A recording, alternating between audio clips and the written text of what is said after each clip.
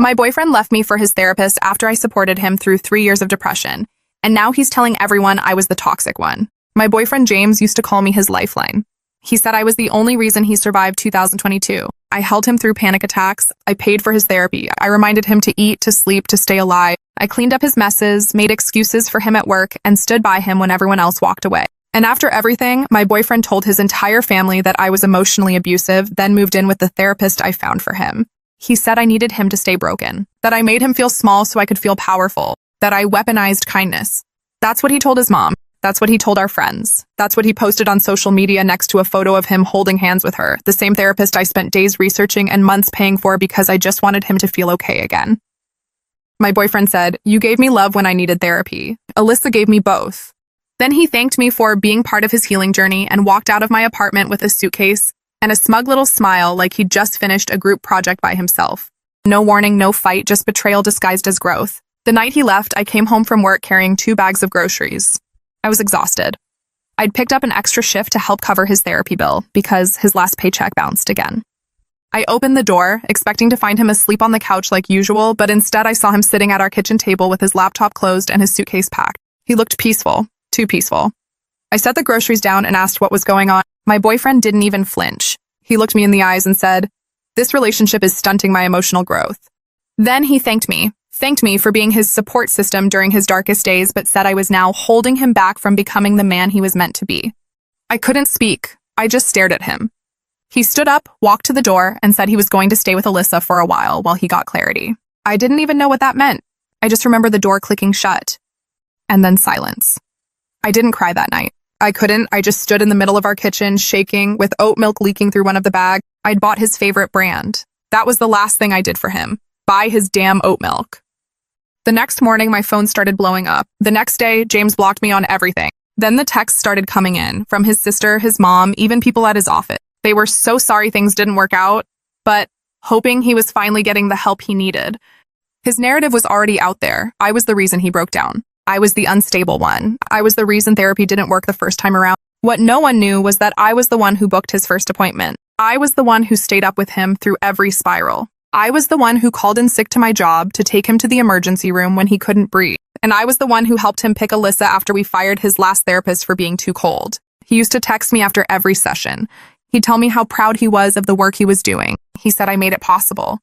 Then, somewhere along the line, the texts changed. They got shorter, colder. Eventually, he stopped updating me altogether. Turns out he'd been seeing her outside of sessions for weeks. I found out through one of his coworkers, someone who didn't realize I'd been cut out of the picture.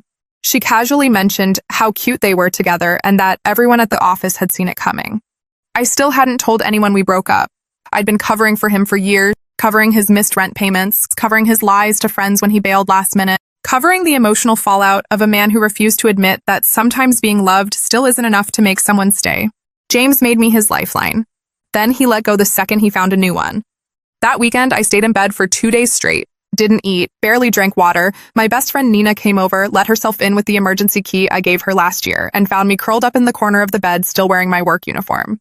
She didn't say anything at first, just pulled the blanket tighter around me and sat on the floor next to me in silence. When I finally spoke, all I could say was, "He's telling people I abused him." She didn't ask for proof. She didn't question me. She just said, "You need to tell your side."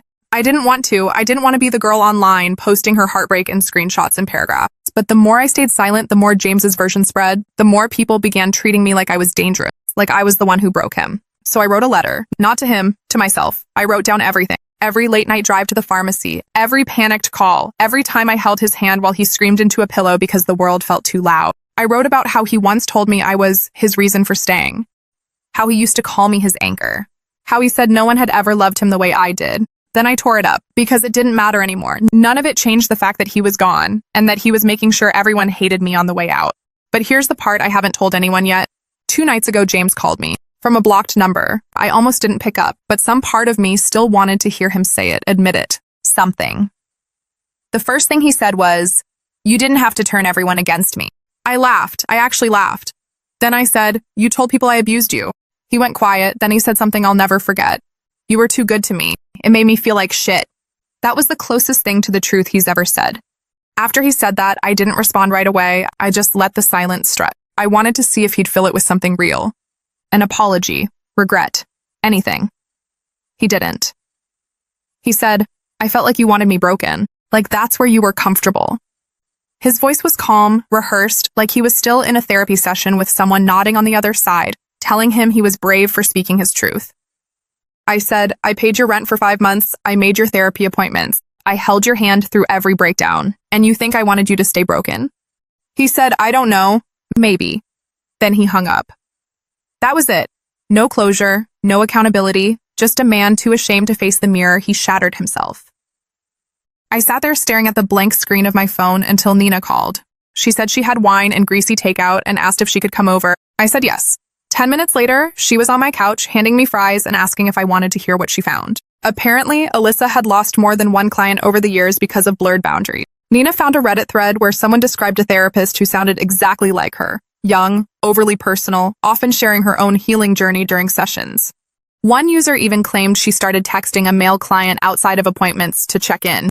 The comments were full of warnings, red flags, and women telling their stories of being dropped by men who found clarity after working with her. I was one of them. I just didn't know it. But the part that really made my stomach drop, Alyssa had a private coaching business on the side, conscious dating for men recovering from codependency. James had once joked about how women didn't understand how hard it was to be a man in therapy. I'd laughed back then. Now I wasn't laughing. I asked Nina to stop reading. I didn't want to know more. I didn't need to. I already knew what I'd been to James. The bridge. I was the one who carried him from his rock bottom to wherever he thought was the next level. And once he reached the other side, he burned it. The next few weeks were quiet. I blocked his number. I deleted every photo. I changed my lock. I took down the post-it notes he left around the apartment. Ones that said things like, "You're my sunshine," and "Thank you for not giving up on me." He used to leave them after his worst days, as if he knew how heavy it all was. I threw them in the trash without reading them again. His sister messaged me on Instagram a few days later. She said she didn't know who to believe anymore. She said he seemed happy but off, like he was trying too hard. I didn't respond. I didn't owe her that. But then, 2 days later, I got a message from a number I didn't recognize. It was one of Alyssa's former clients. He said, "I know who you are. I know what happened. You're not the only one." I stared at the message for a full minute, reading it over and over. "You're not the only one." It felt like someone had cracked open a window in a room I didn't know I was suffocating in. His name was Marcus. He said he used to see Alyssa too, about a year before James. His story was almost identical. Long-term depression, relationship issues, vulnerability at an all-time high. He said Alyssa had been warm, overly understanding, different from other therapists. She started texting him outside of sessions, sending articles, check-ins, sometimes memes to lighten his day. He said it felt like someone finally saw him, someone who didn't flinch when he cried, someone who didn't try to fix him, someone who just got it until it crossed the line. He said she kissed him after a session. "It wasn't like a movie," he wrote. "It was confusing and blurry and made me question if I made it all up." Afterwards, she told him he misread the energy and that it would be unethical to continue treatment. So she cut him off completely. He spiraled. Ended up in a psychiatric ward 2 weeks later after what he called the worst episode of his life. No apology, no warning, just silence. She never followed up. He said he saw James in a photo on her old coaching page last week, just a blurred face in the background at a workshop. But he recognized him from college. Then he found James's profile, followed the trail, and found me. Marcus wasn't reaching out to gossip. He was scared. He said he had no proof of what happened to him. But if she was doing it again, if she was building that same toxic loop with someone else, he didn't want to stay silent. He asked if we could talk. I said yes. We met at a small coffee shop 3 days later. It was awkward at first. He was nervous. So was I. But when he started talking, it was like I already knew his story. The confusion, the guilt, the way Alyssa made him feel like he was healing when in reality, she was just replacing his dependence with herself. He said, "She made me feel like I could breathe again, but only if I was around her. Only if I stayed inside her little version of the world. It didn't feel like therapy. It felt like a trap." I told him everything. What happened with James, the lies, the Instagram posts, the way everyone just believed him when he said I was the problem. Marcus didn't flinch. He just nodded. Then he said, "You know she's not supposed to be dating him, right? Not for at least 2 years. It's a violation. It's in every licensing agreement." That night, I went down a rabbit hole. I looked up the ethics codes for licensed therapists in our state.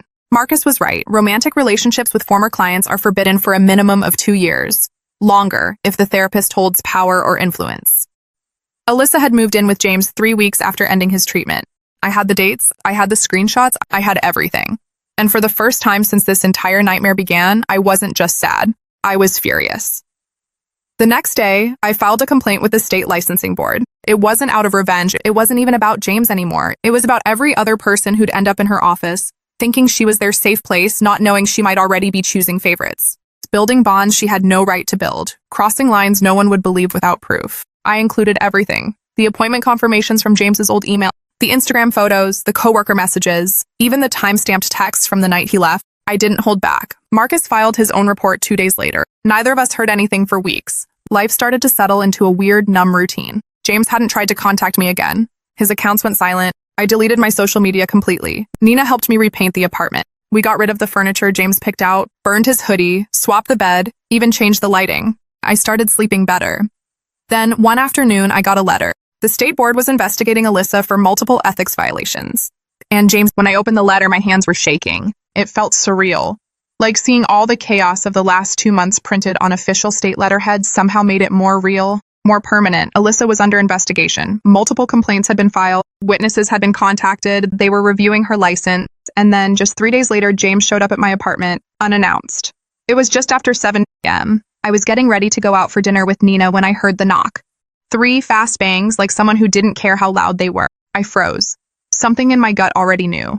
I looked through the peephole, and there he was, James, hoodie on, hands in his pockets, eyes red. I didn't open the door. I just said, "What do you want?" He sighed loud enough for me to hear it through the door. Then he said, "You filed a report?" I didn't answer. He laughed once, dry. "You really want to ruin her life because our relationship didn't work?" That's when I opened the door, just halfway, just enough to look him in the eye. I said, "She was your therapist, James. That's not a relationship. That's a boundary you two decided didn't apply to you." He shook his head. "You don't get it. She saw me." I said, "I saw you when no one else did. Don't pretend this is about some deep spiritual connection. You left me for the first person who validated you without demanding anything in return." He stepped forward. I stepped back. He stopped. Then he said, "I lost my job." I blinked. They found out about Alyssa, about everything. HR said it was a conflict of interest. They offered me severance to leave quietly. He looked like he wanted me to feel bad, like I was supposed to apologize for filing the report that exposed them. But I didn't flinch. He said, "You ruined everything." I said, "No, you did. I just stopped protecting you from the consequences." He stared at me for a long moment, then turned and walked away. That was the last time I saw him in person. A week later, I got an email from the board. Alyssa's license had been suspended pending a full review. She wasn't allowed to practice until the investigation was closed. Marcus and I were both listed as primary sources in the case. I don't know what happened between them after that. I stopped checking, stopped searching for updates. I blocked every number and account connected to James. I stopped needing to know how his story ended. Because I was writing my own. It's been 4 months. I've redecorated the apartment, started cooking again. I picked up a new job. It doesn't pay as much, but I don't come home crying anymore. I go to therapy myself now, real therapy with someone who doesn't try to fix me, just listens and helps me put the pieces back together. I told my story to protect myself, to protect other people, and for the first time in years, I feel like I'm standing on my own 2 feet, not carrying someone else, not drowning in someone else's pain. My boyfriend left me for his therapist. He told everyone I was the reason he couldn't heal. But the truth is simple. He didn't want to heal, he just wanted someone new to blame when things fell apart again. It's strange, the kind of peace that comes after chaos. Not the kind that feels good, not at first, but the kind that's quiet, unfamiliar, like your ears are still ringing after an explosion. That's what the weeks after James disappeared from my life felt like. Quiet, eerie, empty, but in a way that almost felt clean. I stopped checking my phone constantly. I stopped waking up in panic, wondering if I had to calm him down again. I stopped waiting for the next text accusing me of ruining his life. It was like living in a house that had finally been emptied of smoke. The fire was over. Everything was scorched, but at least I could breathe. And then one night, I got a message from a woman named Laura. She said, "I think we need to talk about Alyssa." I was her client too. I felt sick reading it, because deep down I already knew what she was about to say. Laura had been in therapy with Alyssa about 6 months before James started. She was dealing with grief after losing her dad and came across Alyssa's profile online. Said she felt instantly connected, warm, soft-spoken. "She made me feel seen," Laura wrote, "until she made me feel used." Their session started normal enough, but after a few weeks, Alyssa started talking about herself, her past, her pain, her own traumas. At first it felt bonding, intimate, human. But then Alyssa started using Laura's words as launch points for her own stories, her own opinions, her own wisdom. Laura said by the end of it, she felt like she was the one providing emotional support in the room. Then Alyssa suggested they go on a healing retreat together. Not as therapist and client, just as 2 women walking the same path. Laura declined. The next session, Alyssa was cold. dismissive, told her she wasn't ready for real growth. A week later, she dropped her as a client. Laura hadn't spoken about it until she found my name through the complaint report. She said she thought she was crazy, dramatic. No one would believe a therapist could manipulate you that gently, she wrote, but I believed her, instantly.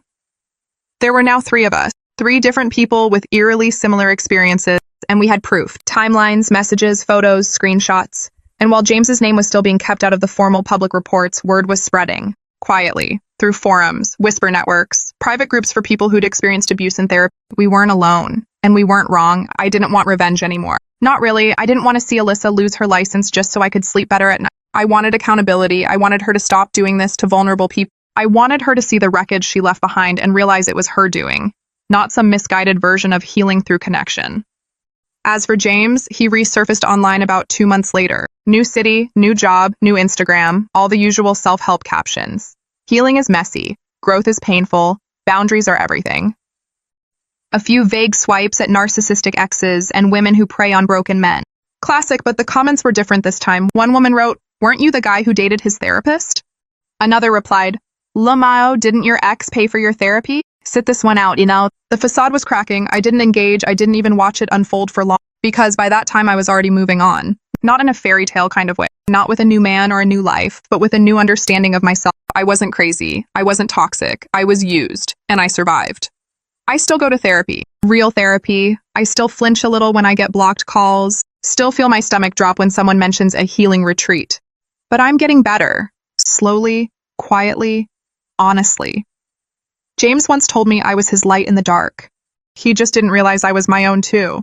The final time I saw anything about my boyfriend was 6 weeks ago. It wasn't dramatic, no public meltdown, no apology, just a post on LinkedIn, of all places, where he shared an article titled Emotional Resilience in Leadership and captioned it with, "Real growth begins when you walk away from what no longer serves you." It was generic, polished, exactly the kind of thing he used to mock, but now he was saying it like he invented the concept. Like the man who once needed help brushing his teeth during a depressive spiral had suddenly become a self-help guru. I didn't cry, I didn't even feel anything. Just this dull, quiet awareness of how far I'd come, because 6 months ago that would have destroyed me. Now, I just closed the tab, opened my emails, and went back to work. That was the moment I realized the healing wasn't in some big emotional breakthrough. It wasn't in exposing him or watching him fall apart. It was in not needing any of it anymore. The version of me who begged him to come to bed, who whispered affirmations into his shoulder while he shook and cried, who paid for his therapy, defended him to everyone, who even considered getting a second job just to keep him afloat, that girl was gone. And in her place was someone who didn't care how the story ended for him. Because I was writing a different one for myself. I moved apartments, smaller place, quieter. I picked the furniture. I painted the walls. I sleep through the night now. I started dancing again, something I stopped doing because he said it made me look unbalanced. I wear lipstick again. I speak louder. I smile bigger. I started going to therapy, not to fix myself, but to understand myself. And the version of me I'm discovering isn't broken at all. She's just done shrinking for people who refuse to grow. People still ask about him sometimes. Mutual friends, old coworkers, even one of his cousins who didn't know we'd broken up. I don't explain. I just say that chapter's over and leave it at that, because it is. No dramatic goodbye, no screaming closure, just the quiet, steady return to myself, a little wiser, a little more guarded, but whole. My boyfriend left me for his therapist and told everyone I was the toxic one. But the truth is, he left me the second he started believing he was the only one who mattered. And that's the kind of person who is